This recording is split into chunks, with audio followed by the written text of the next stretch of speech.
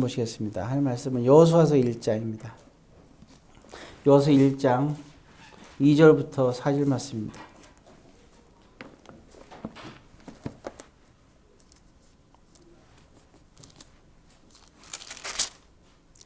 (1장) 2절부터 4절 말씀입니다. 구약성경 320페이지입니다. 구약성경 320페이지.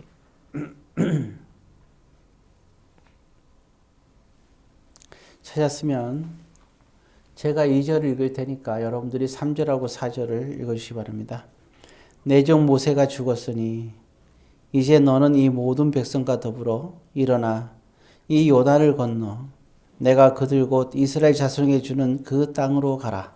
내가 모세에게 말한 바와 같이 너희 발바닥으로 밟는 곳은 모두 내가 너희에게 주었노니 곧 광야와 이 레바논에서부터 큰 강 곧 유브라데 강까지 헷 족속의 온 땅과 또 해지는 쪽 대까지 너희의 영토가 되리라. 아멘. 사랑의 아버지 하나님, 이 시간에도 주님의 귀한 은혜가 있게 하여 주옵소서. 예수님의 이름으로 기도드립니다. 예, 우리 지난번에 말씀 1절부터 4절 읽고 1절의 말씀을 우리가 또한 서로 말씀을 나눴던 것 같아요. 예, 오늘은 2절에서부터 4절까지의 말씀인데 오늘 여호수아에게 계속해서 요구하는 것은 그 땅으로 가라. 땅으로 가라. 근데 그 땅이라고 그랬어요. 알고 있는 땅이죠. 하나님의 약속의 땅, 언약의 땅이죠. 자, 그러면서 4절에 보게 되면 이제 그 땅의 영토에 대해서 나오죠. 자, 저기 보면 광야와 그리고 레바논에서부터 거기서 큰 강, 저기 위에 위쪽으로 유브라데 강, 그 다음에 해쪽 속에 온 땅, 그렇죠? 특별히 해서 해쪽 속에 나오죠. 가나안 땅에 7족 속에 살고 있었죠. 앞글자가 기억나신 분 있어요? 제가 헷 아이가 이쁘요. 그렇죠. 헷 아기가 히브요죠. 여기서 헷은 해쪽 속입니다. 아는 아모리 족속입니다. 여기까지만 하겠어요. 그래서 이게 앞글자를 거예요. 그래서 오늘 여기 그 중에서 첫 번째 뭐가 나오느냐? 해조석이 나옵니다. 근데 이유가 있어요. 해조석이 나오는 게. 해조석의 온 땅, 또 해 지는 쪽 대해까지. 참 그렇죠? 그러니까 뭐 이게 해 뜨는 새부터 해 지는 데까지죠. 너희가 영토가 되리라 했습니다. 여호수아 좀 광야에 있는데 말이죠. 그 말씀을 하셨어요. 자, 그러면 이게 어디에서부터 보냐면 그 이스라엘 백성들은 갈대아 우르에서 하란으로 떠나서 하란에서 이제 이스라엘 지역으로 오게 됐잖아요. 나그네 인생을 살죠. 그래서 그 나그네이기 때문에 히브리란 말이 나그네라 그랬어요. 나그네로 살았어요. 땅이 없어요. 근데 하나님께서는 이 땅을 주겠다고 말하는 거예요. 가나안 땅. 거기서 7족속이 살고 있었던 겁니다. 근데 그 땅에 그 넓이가 나오죠. 4절에. 근데 이 땅을 다 차지했을 때가 어느 왕 때냐? 솔로몬 왕 때입니다. 솔로몬 왕. 완전히는 아니지만 거의 차지한 때가 솔로몬 왕 때인 거예요. 그러니까 솔로몬 왕 때 참 얼마나 그러니까 많은 땅을 차지했는지 그 영향이 얼마나 큰지 그 조그만 그 이스라엘이 이 엄청난 주변을 다 다스렸던 거예요. 다 정복하고 다 다스렸던 굉장한 그런 하나님의 그런 약속이 이루어지는 거죠. 이 여호수아 있죠. 이 여호수아는 이제 그래서 약속을 하나님께서 하신 거죠. 여호수아에게. 그러면 출발은 또 어디냐? 처음에 땅이 없었는데 이렇게 땅을 주겠다 그랬잖아요. 정말 솔로몬의 땅을 다 차지했다고 그랬죠. 그래서 우리가 잘 알다시피 이제 그 그 길갈에 요단강을 건너서 길갈에 도착해서 처음에 차지한 곳이 여리고성이잖아요. 네, 여리고성부터 시작하는 거죠. 그 다음에 아이성에서 하나하나 시작하는 거죠. 그래서 그 여호수아부터 시작해서 또 우리가 잘 아는 대로 그 헤브론 땅, 예, 그 아까 해족속 나오죠. 이 해족속이 어디에 바로 사는 사람들이냐면 헤브론입니다. 헤브론. 다른 말로 기럇 아르바 여기죠. 여호수아가 모든 땅은 다 차지하게 되는데 한 군데를 마지막에 차지하지 못하는 것이 바로 헤브론. 모세가 정탐꾼을 보냈는데 정탐꾼들이 갔던 것이 바로 여기 해족속에 있는 그 지역 기럇 아르바. 예, 헤브론 쪽입니다. 예. 그러니까 이곳에 가가지고 그 사람들을 보고 너무 용맹하고 참 자기들하고 비교가 안 되니까 정탐꾼들이 다 깜짝 놀라서 갈 수 없다고 한 것이 바로 이것이었어요. 예, 그래서 해족속은 굉장히 의미가 있는 곳이죠. 그래서 나중에 누가 가죠? 예, 골리앗의 조상이 사는 곳 아니에요? 거기에 누가 가냐면 갈렙이 가잖아요. 마지막으로 여호수아 때 갈렙이 가고 마지막으로 그 땅을 차지하게 되죠. 그 전쟁에서 이기고 바로 그것이 헤브론 기럇 아르바입니다. 그래서 그 땅을 누가 차지하게 되느냐? 갈렙 지파, 바로 유다 지파입니다.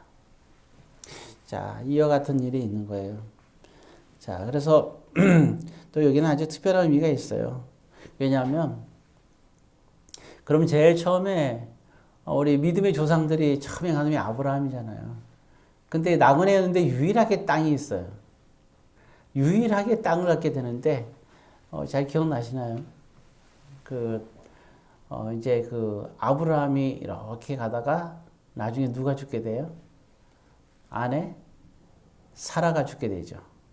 사라가 죽으니까 무덤이 필요할 거 아니에요. 그래서 그 무덤이 있는데 결국 거기에는 이제 아브라함도 거기에 묻히게 되죠. 그 굴 이름을 기억납니까? 무슨 벨라? 예, 이제 막벨라 굴입니다. 거기는 무덤이 굴이었잖아요. 막벨라 굴이. 그 막벨라 굴이 바로 어디냐면 해족속에 있는 것입니다. 예. 우리 아까 그 7개의 그 가나안 족속에 할 때 첫 번째 해족속이라 했잖아요. 그죠? 예. 그래서 그 해족속이 갖고 있던 땅, 예, 그걸 아브라함의 소유가 돼요. 그러니까 어디서부터 시작하느냐? 막벨라 그 굴이 있으면 그 밭이 있을 거 아니에요. 그죠? 밭이 있고 굴이 있을 거 아니에요. 그래서 밭과 굴을 그걸 사게 돼요. 아브라함이. 사라가 죽은 다음에 내가 장사를 지내야겠는데 나는 내가 지금 이거를 무덤이 필요하다. 그래서 해족속에서 그거를 사는 거예요. 그래서 그래서 그걸 갖다가 소유하게 됩니다. 처음 그러니까 그게 해족속에 있는 땅인 거예요. 오늘 여기 마지막 여호수아가 얘기했던 여러 가지 나오는데 특별하게 딱 한 족속을 찍죠. 7족속이 있는데 유일하게 찍은 족속이 언제예요? 해족속이란 말이에요. 믿음의 조상이 묻힌 곳. 예. 아브라함이 묻히고 또 이삭이 묻힌. 예, 믿음의 조상들이 묻힌 곳이에요, 여기가. 아주 특별한 곳이죠. 자, 그래서 이게 글쎄요. 하나님이 그 아브라함에게도 분명히 얘기했거든요.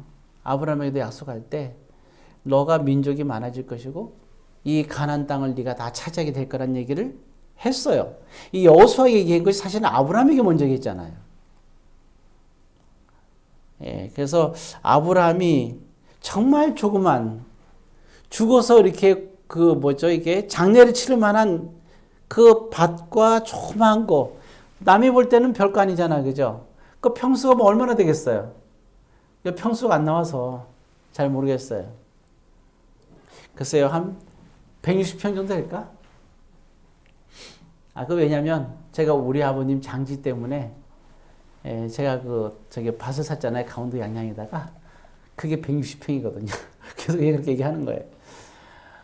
어찌되었든 이제 중요한 거는 아브라함이 처음에 소유가 되는 거예요. 그러니까 처음 이게 소유가 되는 중요한 것이죠. 그래서 이게 이 해족속이나 그 이방인들이 볼 때는 그게 큰 의미가 없는 것 같지만 사실 아브라함에게는 굉장히 큰 의미가 있는 거예요. 굉장히 큰 상징적이 있는 거예요. 그래서 하나님이 여호수아에게 얘기할 때 여러 가지 땅을 얘기하면서 특별히 해족속의 땅을 얘기하고 있잖아요. 딱 집어가지고. 왜냐하면 거기가 아브라함과 사라가 같이 있는 곳이거든요. 믿음의 조상이 있는 거. 그게 또 그들의 소유란 말이에요. 자, 그래서 오늘은 이제 그걸 보면서 그 땅으로 가라 그랬단 말이에요. 그러면 해쪽 속에 있는 땅으로 가야 될 거 아니에요. 자, 그래서 이 지금 막벨라라 그랬는데 그 소유가 어떻게 소유를 하게 됐는지에 대해서 좀 살펴보기를 원하는데요. 그게 어디에 나오냐면은 창세기에 나오겠죠, 당연히. 아브라함이니까 23장입니다. 창세기 23장으로 가서 이제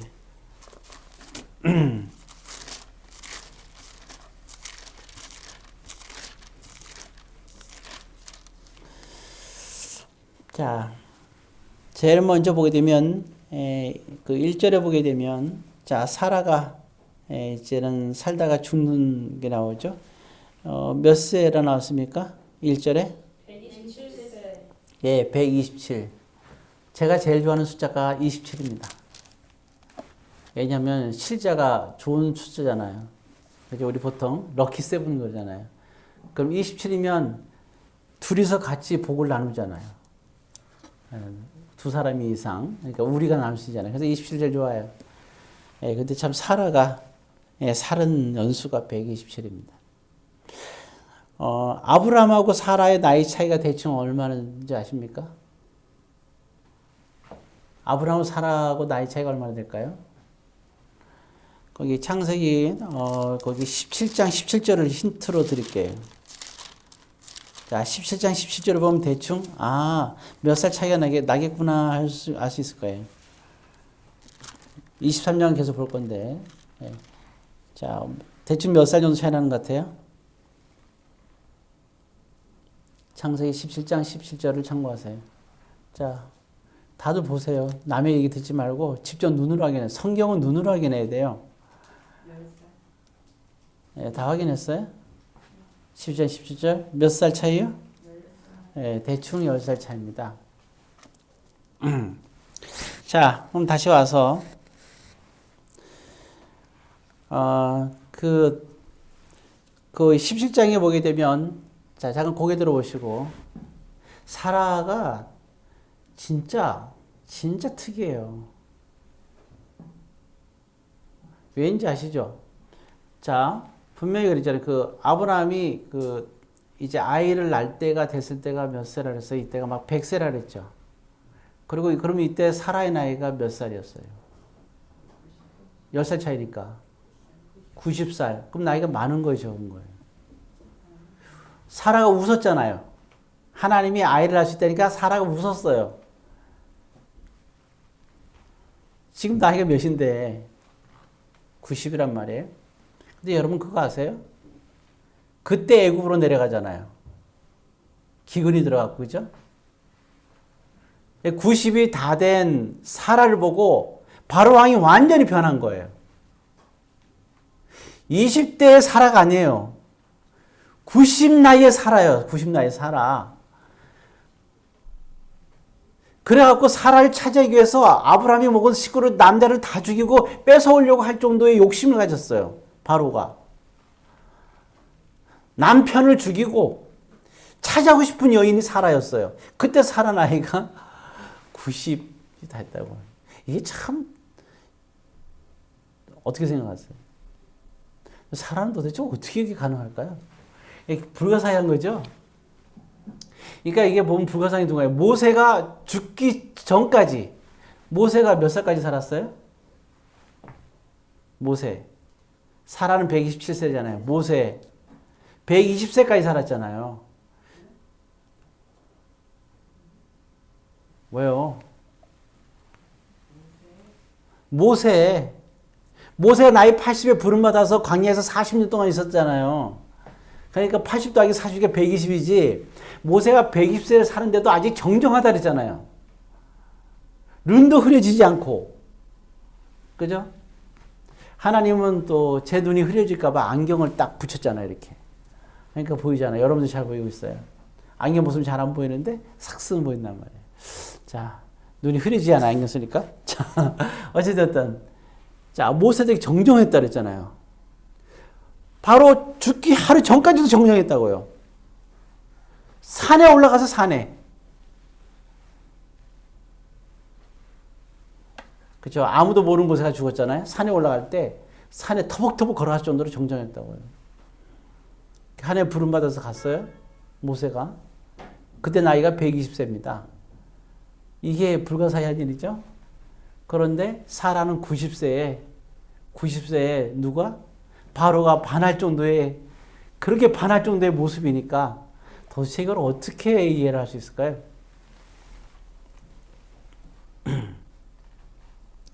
어떻게 가능할까요?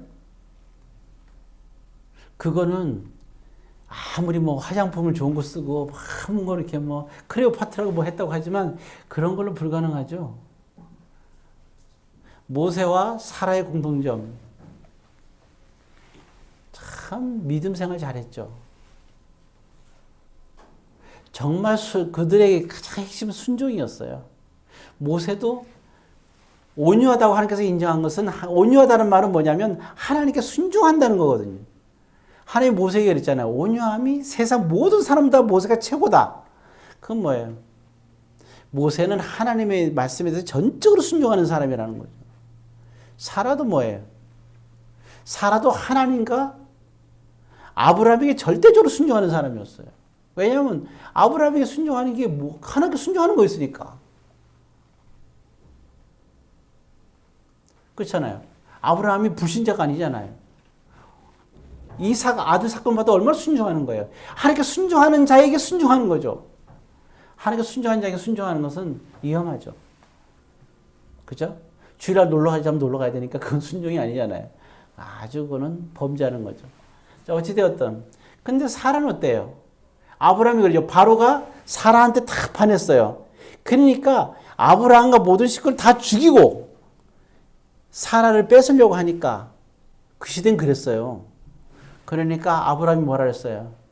물어보면 내가 네 남편이라고 하지 말고 너는 나의 누이라고 해라. 성경에 나오죠? 그때 사라가 뭐라 그래요? 예, 알겠습니다. 하고 그대로 바로 앞에서 얘기하는 거예요. 그래서 아브라함이 안 죽어요. 그리고 아브라함과 그 식구들이 안 죽어요.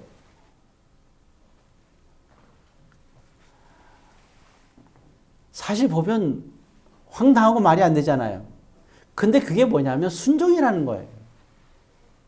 하나님은 사라의 그 순종을 본 거거든요. 이게 하나님이 이게 보면 사라에 대한 테스트예요.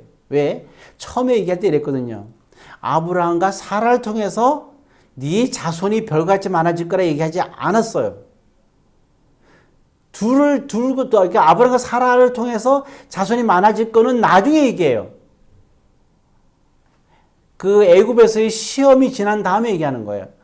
애굽에 사건이 있을 때는 어떻게 얘기하느냐? 아브라함만 얘기해요. 아브라함을 통해서 자손을 많이 하게끔 하겠다. 그러니까 여기서 테스트가 되는 거예요. 사라야, 너는 무엇을 선택할 거니? 아브라함은 그 하나님의 말씀을 알고 있기 때문에 사라에게 얘기를 하는 거예요.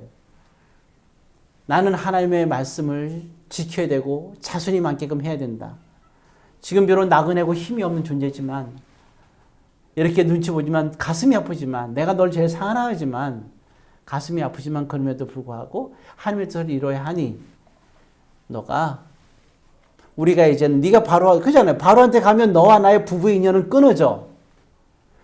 그렇게 되더라도 내가 하나님의 뜻에 순종해서 가야 되니까. 너는 나의 누이라고 하라는 거예요. 그러니까 어때요? 사라가 궁정으로 들어가요. 바로의 궁정으로 들어가잖아요. 이렇게 사라가 순종하는 여인이었어요. 그러니까 순종하니까 하나님께서 지켜주시는 거죠. 또 하나의 보너스죠. 나이가 90인데도 모든 사람들이 볼 때 정말 매력이 넘치는, 누구나 소유하고 싶은 그런 대단한 여인의 모습인 걸 알 수가 있어요. 자, 이런 게 참, 이런 거 하나하나 보게 되면 참 특별하다. 여러분들도 정말 아주 그 나이가 들면서도 매력적인 것을 더 계속 갖고 싶으세요? 근데 건강하지 않으면 매력이 없잖아요. 그럼 살아도 굉장히 건강했다는 거잖아요. 건강, 그리고 매력, 다 있는 거죠. 그럼 그것이 어디로부터 오느냐? 하나님께 대한 순종에서 온다는 거죠. 어떤 사람들은 근데 그런 게 있어요. 이렇게 얘기하면 그러죠. 아유, 무슨 아브라함이 굳이 순종하는 게 무슨 하나님께 순종하는 거야. 굳이 순종하면서 살아야 돼? 라고 생각할 수도 있죠. 그럼 생각해보세요. 그러면 사라 입장에서 하나님께 순종하는 게 무슨 방법이 있을까요? 나는 아브라함에게 순종하기 싫어. 아브라함이 대단한 존재인데. 그럼 나는 하나님께 순종할 거야. 뭘로 순종할 건데? 여러분, 하늘에 계신 하나님께 순종하는 방법이 이 세상에서는, 이 자리에서는, 이 지상에서는 없어요. 안 그래요? 이 지상에서 하나님께 순종한다고 하나님 말씀을 듣고 순종하는 사람이 어디 있어요? 여러분, 하나님 말씀 듣고 오늘 하루 사실 때 하나님 말씀 듣고 밥을 먹었어요? 하나님 말씀을 듣고 뭔가를 했나요? 아니, 지금까지 쭉 살아오면서 하나님을 만나고 여따기 올 동안 하나님의 음성을 듣고 뭐 한 거 있어요? 구성에 저기 이제 하나 수박을 사러 가더라도 하나님의 음성을 듣고 수박 사러 간 적 있습니까? 들을 수가 없어요. 근데 어떻게 순종을 해요? 그럼 하나님께 순종하는 게 뭐예요? 지상에서 하는 거예요, 지상에서. 사라가 순종할 수 있는 것은, 하나님께 순종할 수 있는 것은 아브라함의 말에 순종하는 거예요. 아닙니까?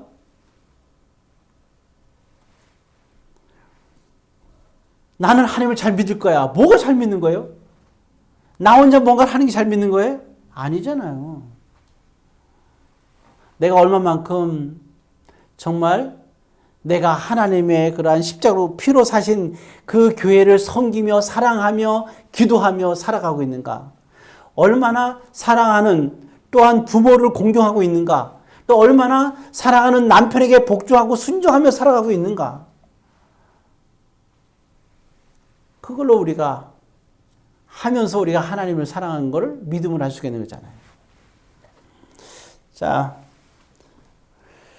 어쩌면 이런 모습을 보면서 하나님께서 보여주는 거 아닐까 생각을 해봅니다. 어쨌든 사라는 이렇게 127세를 살고 이제는 죽게 되죠. 자, 어찌되었든 그런 모습이에요. 그래서 사라가 죽은 것이 거기 23장에 거기 보면 2절에 보면 거기에 장소가 나와 있어요. 23장 2절 같이 씁니다. 사라가 가나안 땅 헤브론 곧 기럇 아르바에서 죽음에 여기까지만 읽죠. 죽은 장소가 나오죠. 여기에 그럼 누가 살았느냐? 거기 3절에 보면 핵주 속에 나오죠. 5절에도 그죠? 이렇게 죽으니까 가서 얘기하는 거예요. 뭐라 하냐면 내가 나의 죽은 자를 내어다가 장사하게 해달라고 땅을 달라고 그러는 거예요. 그랬더니 6절에서 뭐라 그럽니까? 이렇게 얘기하고 있어요. 그 핵족 속에서 얘기하는데 6절 있습니다. 되게 중요한 부분이에요. 내 주여 들으소서 당신은 우리 가운데 있는 하나님이 세우신 지도자이시니 뭐라 했어요? 와, 굉장히 이방인이죠 분명히. 근데 뭐라고 얘기하고 있어요? 우리 가운데 있는 우리 가운데라서 우리 가운데 너가 속한 곳이 아니라 우리 가운데 있는 하나님이 세우신 지도자이시니 여러분, 이게 영향력이라는 거예요, 이게. 믿지 않는 자들도 하나님을 인정하는 것이, 그것이 영향력이라는 겁니다. 내가 믿지 않는 사람들의 문화에 들어가는 게 영향력이 아니고, 그들 모두와 다 같이 내가 믿는 하나님을 그들도 인정하는 거예요. 그 하나님을 인정하고 나도 인정하는 거예요. 그게 영향력이에요. 그게 사랑인 거예요. 여기서 그러니까 뭐라 했어요? 자, 지도자신이 그 다음에 있습니다. 우리 묘실 중에서 좋은 것을 택하여 당신의 죽은 자를 장사하소서. 이렇게 한 거예요. 이게 뭐냐면 이게 그냥 쓰라는 거예요. 자, 그러면 그냥 쓰면 되잖아요. 안 그래요? 아니, 묘를 그냥 주겠다 그랬어요. 근데 묘를 그냥 쓰면 되는 거 아니에요? 자, 그런데 아브라함의 태도를 보세요. 특이합니다. 7절 있습니다. 아브라함이 일어나 그 땅 주민 헷조스 향해 몸을 굽히고 얘기하는 거예요. 그래서 딱 보니까 누구의 집이 마음에 드느냐? 8절 맨 끝에 보면 누구라 그랬어요? 예, 세 글자 에브론에게 구했습니다. 뭐라 그랬습니까? 예, 딱 한마디래요. 대가를 받고 굴을 내게 달라고 얘기해요. 9절에서. 대가를 받고. 예, 그랬더니 그렇게 했더니 그 14절에 보게 되면 에브론이 말하는 거예요. 이게 그 당시 시세로 얼마라 그랬어요? 400세겔이라는 거예요. 당신 마음대로 하라는 거예요. 결국에는. 그냥 써도 되는데 굳이 하겠다면 400 마음대로 하는 거예요. 그랬더니 16절에 어떻게 합니까? 끝에 보니까 은 400세겔을 달아 에브론에게 주었다 그랬죠. 그죠? 예. 그러면서 18절을 읽습니다. 성문에 들어온 모든 핵조석이 보는 데서 아브라함의 소유로 확정된지라. 이게 아브라함이에요. 그냥 공짜로 쓸 수 있는데도 불구하고 공짜로 그 땅을 얻을 수 있음에도 불구하고 굳이 돈을 주고 이 땅을 차지한 이유가 뭘까요?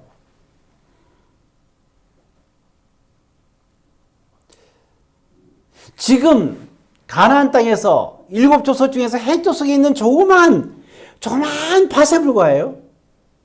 근데 이 밭을 샀지만 하나님께서 아브라함에게 약속한 건 뭐예요?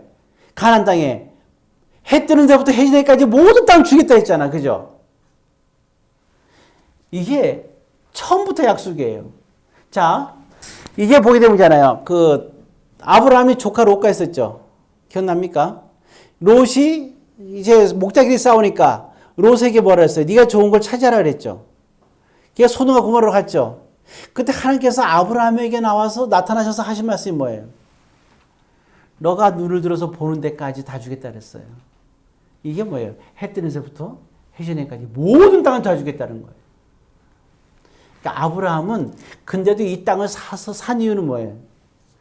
단순히 이 땅을 사는 욕심에 서는 게 아니라 하나님의 약속을 믿었기 때문에. 아브라함 때는 모든 땅을 차지하지 못했어요. 분명히. 그죠? 아브라함이 죽을 때까지 소유한 땅은 바로 요 밭뿐이 없었어요. 그러나 이 약속이 언제 이루어져요? 솔로몬 때 이루어진다고요. 그럼에도 불구하고 아브라함은 이 약속을 믿은. 아브라함이 이 땅을 삼으로 인해서 솔로몬은 많은 땅을 차지할 수가 있었던 거고, 여호수아가 이 땅을 향해서 갈 수 있었던 것이고요. 모세도 이런 일이 있었기 때문에 또한 가나안 땅으로 갈 수가 있었던 거예요. 그리고 모세가 정탐꾼을 보낼 때 여기 있는 헷족속에 있는 헤르본, 기럇 아르바로 정탐꾼을 보낼 수 있었던 이유도 여기에 이와 같은 비밀이 있었기 때문에 이 땅이 바로 유일하게 이스라엘 백성들의 땅이었기 때문에 요 조그만 땅이요 90점이에요. 90점. 여기 아브라함의 믿음이 담겨 있는 거예요. 요셉도 이 믿음을 보고 자기도 자기 뼈를 약속의 땅으로 가꿔달라 그런 거예요. 자, 이제 결론으로 얘기합니다. 이게 믿음이라는 거예요. 모든 큰 것을 이루는 데 있어서 만약에 여러분들에게 소망하는 게 있다면 여러분 시대의 모든 걸 다 이루지 않아도 돼요. 그러나 여러분들에게 소망이 들어왔다, 큰 소망이 왔다면 하나님이 여러분들에게 소망을 준 거예요. 그럼 작은 것부터 시작하는 거예요. 그러면 그 뒤를 이어서 또 후대와 후대에 이어서 그것이 모든 것을 이룰 수 있는 겁니다. 그러니까 여러분들이 아브라함 같은 믿음을 가지시기 바라요. 비록 아브라함은 나그네 인생을 살았지만 조그만 밥뿐이 소유하지 못했지만 그러나 아브라함은 늘 살면서 이 가나안과 주변의 큰 모든 그런 영역까지를 다 자기가 소유한 것처럼 그런 사람처럼 살았어요. 하나님의 약속 안에서. 지금 여러분들이 속해 있는 부분이 또 여러분들이 하고 있는 부분이 기도 제목이 많이 나오잖아요. 80명. 그래요. 지금은 20, 30명뿐이 안 돼요. 비록 그렇지만 여기를 심고 시작하는 거예요. 그리고 더 넓은 걸 생각하는 거예요. 저는 카이스트를 보면서 비록 지금 20, 30명뿐이 안 되지만 저는 전 세계를 바라보고 있습니다. 그게 제가 하나님께서 주신 비전이에요. 그러면 저는 이렇게 하지만 또 누군가가 그죠? 그 일을 이어서 하겠죠? 그러면서 언젠가 하나님의 역사가 나타나겠죠. 제가 또 그랬잖아요. 찬양을 할 때, 우리 찬양제를 할 때 제가 몇천 명의 악기를 다루는 사람들 2,000명, 찬양을 부르는 사람 1,000명, 그래서 3,000명의 찬양대가 쓰는 찬양을 세상을 움직이고 변화시키는 찬양대가 있기를 원한다고 했어요. 그래서 우리가 찬양제가 시작한 거예요. 비록 볼 때는 조금 할지 모르지만 아무도 된다 안 된다 무슨 얘기를 하죠. 그냥 지금 현재 있는 것에서 하는 게 아니에요. 찬양을 통해서 여리고 성이 무너졌어요. 찬양을 통해서 다윗은 모든 것에 하나님의 역사를 이뤄서 왕국을 이뤘어요. 그것에 찬양의 역사가 있었던 거예요. 그래서 찬양제도 시작하는 거예요. 그건 하나의 조그만 풀을 심는 거예요. 강원도의 산에 다 불이 탔어요. 그러나 거기에서 하나의 나무를 심어요. 나무를 심어서 무슨 생각을 할까요? 이 강원도 산이 전체가 다 파랗게 소나무로 가득 차기를 원하면서. 그렇게 되지 않겠어요? 한 그루의 나무. 코로나로 팬데믹이 왔을 때 모든 사람들이 힘들다고 할 때 어려울 때 우리는 한 그루의 나무를 심을 때 우리는 미래를 볼 수 있잖아요. 여러분들 여러분들의 삶 속에서 한 그루의 이 나무를 진짜 믿음으로 성실을 다해서 심으십시오. 그리고 하나님의 역사를 이루시기를 바랍니다.